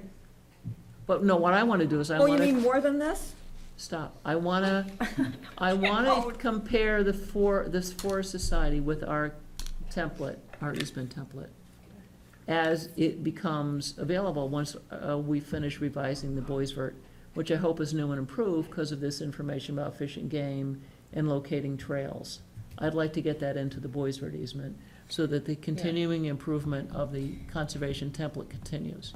The only thing Am I I'll making sense? Yes. The only thing I'll say about that fish and game trails language is that a lot of it requires a lot of reporting back and forth Right. that Bear Paw might not actually care about, Mhm. like notification of trail maintenance and, I mean, so we should just think about what Absolutely. I haven't Yeah. even looked at it yet. Yeah. Eric has a copy, but Yeah. I haven't even printed it out or looked at it myself, because it just came in and I went off to Concord, and I've been grouchy till I got here. So, At any rate, Judy will send the existing Yeah. easement to Ben and Haley for their fun reading. Edification. In the meantime, Kate will continue to chop away at the Boyceford easement to her heart's delight. yes, I will. And we will all say, great, to whatever comes out the other end. That's right. No, I don't say that. I would like new eyes and old eyes to at least look at it, because it ain't done till it's done. It just has to be done by the time the survey's done, because at that point, the deal's gonna be closed. Right, well, there's been no movement on the survey for almost a year, so I figured I had a little window. Yeah. And it seems that there's a lot of road information that's been floating around unattached to any work, because we knew that would become an issue, so we tried to head that off in March. Right. It's only November. I'd like to get out of here personally, so, I'll second the motion. Move to adjourn? Is there anything else? I was just gonna say, we had about 14 or 15 people at the Lamprey cleanup, covered 4 spots. Good. And, yeah, it wasn't an overwhelming turnout, but it was enough to cover all Was 4. that 14 or 15 people from Deerfield? Yeah, Great. And were there any students from the school that showed up? excuse me? Did any students from the school show up? Because Ellen tried to, Ellen was there and 1 kid was there. okay, well, that's a start. Yeah, I went into Ellen's classes and talked to them That's what about she it. said, yeah, because yeah. Oh, nice. And she had, I was in her classroom and she had a sign on her board, so. Oh, good, good. So the other thing real fast, and I don't know if this is for offline or for here, but last time I gave you a copy of a potential warrant article, and really the question I had about it was, do we want to focus on, We need topic. huh? Would you let people know what warrant article you're talking It about? was a climate change, potential climate change warrant article. And I guess the real question was, the first time I wrote it before Kate rewrote it for me, I sort of stayed away from even talking about climate change. I was talking about, you know, what mitigation and, you know, doing what the, basically focusing on what the town would need to do as a result of climate change, rather than focusing on it. And I'm not sure, I mean, part of me just wants to put it in people's face, but again, I'm just not sure about that. So that's really what I was looking for feedback on. I know you said you thought it was okay, but, Well, we did suggest, I mean, I think the way we left the last conversation was that we thought you should talk to the Board of Selectmen to see if they would even yeah. be in favor of it, or whether it had to be a petitioned warrant article. I don't know if you've I had any- understand, but before I get to them, I want to have something to show them, to say, are you in favor of this? Well, I don't know what the previous I mean, I guess I would have to see the first version versus Kate's altered version to really understand what you're going for, because it's hard for me to think about how you talk about climate change without talking about climate change. So, I don't really, I guess the nuances, I'm a little bit lost. Okay, Well, and I think you're being really smart about this, Wes, and it's a really good question. What I wrote had more to do with, I found the language of the first thing kind of formal and international, well, I got it off a template, yeah. which I think was generated internationally, and I found it probably wouldn't necessarily, people in New Hampshire wouldn't necessarily, or Deerfield would Yeah, feel yeah, yeah. comfortable with the language. Mhm. But in terms of your question, which is a substance question, I mean, I don't know. I can tell you that this exactly came up today at the Northern Pass hearings. There was a guy from the Pemigewasset River, Is it Max? Barry? no, it was Barry Draper. And he asked the exact same question, which is, why is climate change not being openly discussed as part of this conversation about Northern Pass? And is it for political reasons? And basically, he got shut down from even being able to ask the panel to answer the question of whether or not they get political pressure You on got this topic. shut down by who? The chair of the SCC subcommittee And for said it what? was a far field and not relevant to the conversation. But that's not the punchline. The thing is, I'm not kidding, literally 15 seconds after he raised that, there was such a huge downpour that the roof of the building we're in, which is this one-story building, you could hear the rain, and it sounded like it was about to pound through the roof onto everybody, and everybody's going like this. It was like a fire hose of rain that came down on the building. And I just thought, ha, it was perfect. So that's a long story, It's only but, perfect if you Climate's can connect the dots. but But you're right. to your point, it's a politically charged issue only in this country, on the entire globe. Oh, right, I understand that. It shouldn't be. I don't understand. I mean, we should be arguing about how do we deal with it? No, you know, I mean, there's legitimate discussions about that. That's a whole other story. The real issue, and I'll bring in a couple of different samples next time if that's okay. My question is, what are you trying to accomplish in your Yeah, warrant that's what article? I mean, That's what I'm bringing up. There's two things. One is I just feel like there should be some symbolic support for the Paris agreements, for action on climate change, and if the government isn't gonna do it at the federal level, it needs to be done at the local level. And many states and cities are doing that. Right, I understand, and that's really what got me going on this, was I saw this, years ago, actually, I saw this mayor's, climate change initiative, and, they all adopted the 2030, protocols, or whatever you call them. And, I mean, I'd like to see us, at very least, sort of symbolically say we're on board with that. But what I'd really like is for us to look at, you know, how do we, I'm spacing on the word now. How do we prepare Deerfield? Prepare Deerfield for the future, and how do we help the residents of Deerfield to minimize their carbon footprint if they want to do that? So I think those are two separate topics, right? So if you want to show symbolic, if you Well, I want, think that if- you know, if, excuse me, just for responding, that the mayor's climate change initiative basically focuses on those two at the well, same then time. you know, maybe get language from that particular body and other towns that have done that. I mean, I think if we want to show support for the Paris Climate Agreement, then we have to address that head-on. And you can't get around talking about climate change if you want to talk about the Paris Climate Accord, so, and you want to show support for that. So, if you want to do both of those things in the same warrant article, then I think the wording has, you know, it's gonna take some thinking to get that wording very clear and concise, so that people understand what they're voting for. We had, a few years back, we had a recommendation that was made, and I don't remember what it was for. It was probably at least 5 years ago. It was more than that. It was, because Kate and I started that too. It was 8 years ago, everything's 8 years ago. It was, yeah, it was more, actually 9, because it was the first primary when Obama was running. And I think multiple towns in the state were doing a similar warrant article that year.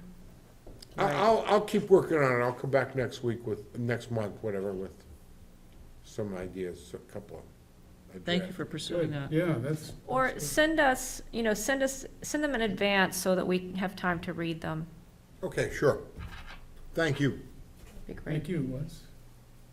I hate to extend this, but there's a mention here of Colwell Road wetland complaint. Mhm. There was going to be a site, a combined, you were going to call David Price, and ahead of an actual complaint being made to the DES by the resident. Who came last time Who and came who last never time. followed up with me. She was gonna That's what I thought. She was Yeah. gonna contact David Yep. Price, she was gonna Right. let me know, and then I was going to follow up with an email, but I have not heard from her since, so I have not done anything. Yep, just want to be sure that was the same one. Mhm. Okay. So I don't know what the status of that is. Just want to be sure. Thank you. Yes, I forgot, I missed that. Yes, Ben? Real quick, I emailed the chief of police about the gunshots thing. I have not heard anything back from him Okay. yet. Okay. But at least, you know, he has that. figured it was easier to kind of collect my thoughts that way. I talked to Jim Deely, and he basically said the Peg King Park trail mapping didn't happen. So, that's it. Has anybody been in any of the town forests since the big blow? I have not. That's a good point. No, I suspect there's a lot of trees down. Here's a thought, but maybe we should just mention in the minutes, appended, Judy, to Wes's comments about the fact that 1 million people in the Northeast were out of power for up to a week, and many roads were closed for a number of days because of the storm that occurred on the 29th and 30th, just as a little note to remind us. A little nudge towards climate Something, change. something that got me thinking about arguments on Northern Pass was the fact that we are putting 192 miles of infrastructure, a lot of it which is going smack dab through the most forested country of the of New It's not gonna, Hampshire. none of those trees will reach So what it. is this gonna do for reliability? It's not gonna affect Nothing. it, because all the Yeah. trees are gonna be, none of them could fall and hit them. All you have to worry about is tornadoes. Because they'll be above it. They'll be way up there. I also just wanted to add, Wes, to your, Those are distribution lines. Excuse me, go ahead. I just wanted to say in response, or just in continuation to Wes's question, I'm fully in support of having this as a warrant article. As I said last time, I think, without sort of seeing some options, it's hard for me to, I understand. weigh in. I haven't seen anything yet, so I'll wait to give feedback when you send out a couple, 'cause I was not here. Scooby would say, Ruby baby.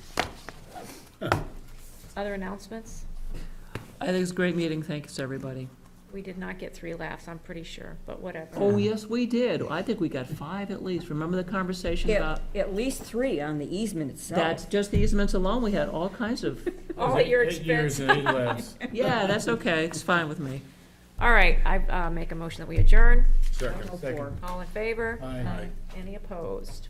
No, Clickety click. Judy? Oh. This thing would've run all night.